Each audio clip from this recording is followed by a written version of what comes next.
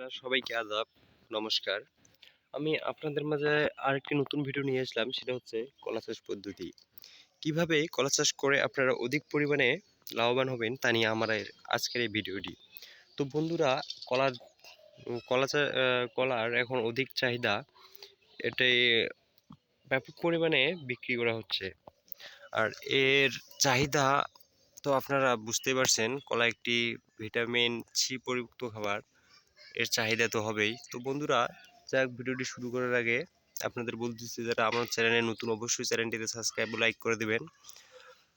আর যারা আগে থেকে আমার চ্যানেলে সাবস্ক্রাইব ও আমার ভিডিওগুলি দেখে থাকেন, তাদের অসংখ্য ধন্যবাদ। তো ভিডিওটি শুরু করতেছি। কলা চাষ পদ্ধতি, আপনারা কলা চাষ করার সময় যে কলা গাছ আছে ওটা নিয়ে আসবেন অন্য জমি থেকে। নিয়ে এসে আপনার যে মাটিটা আছে, যে জমিতে আপনি কলা গাছ রোপণ করবেন, সেটা পর্যাপ্ত পরিমাণে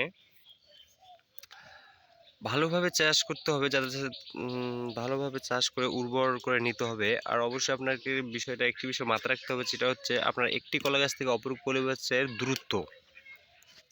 দূরত্বটা মেনটেন করতে পারলে আপনাদের কলার চাহিদা অনেক, কলা গাছটি অনেক ভালো হবে এবং সেখানে ভালো ফল পাওয়া যাবে, এটা মাথায় রাখবেন। কিন্তু বন্ধুরা, দূরত্বটা দেখেন, আমার একটি কলা গাছ থেকে অপর একটি কলা গাছের দূরত্ব হচ্ছে 5 মিটার, অথবা আপনার যদি চান 4.5 মিটার করবেন তাও হবে।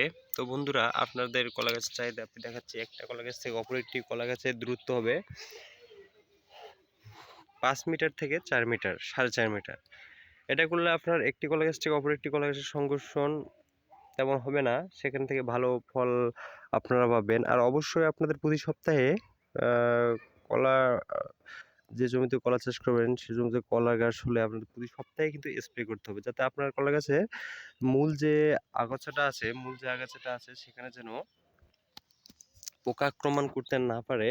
এজন্য আপনাদের প্রতি সপ্তাহে একটি করে স্প্রে দিতে হবে। আর যখন আপনাদের দেখা যাবে যে আপনাদের কলা গাছ থেকে কলা আসতেছে, মানে কলা ধরতেছে, তখন আপনাদের অবশ্যই সেই কলা বাগানকে পর্যাপ্ত পরিমাণে পরিশ্রম করতে হবে। আসলে পরিশ্রম ছাড়া কোনো কিছু সম্ভব না। পরিশ্রম আপনি যত করবেন তত আপনার ভালো ফল পাবেন, এটা আপনারা অবশ্যই সবসময় মাথায় রাখবেন।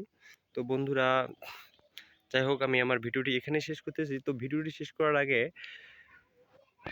আপনার আরেকটি বিষয় মাথায় রাখতে হবে, কলা চাষ পদ্ধতি করে মানুষ অধিক লাভবান হচ্ছে। আর কলার যে চাহিদা, বর্তমানে কলার যে চাহিদা, তা থেকে দেখা যাচ্ছে যে আপনারা প্রতি 100 কলার গাছ থেকে 50-60 হাজার টাকার মতো 50-60 হাজার টাকার মতো পাবে।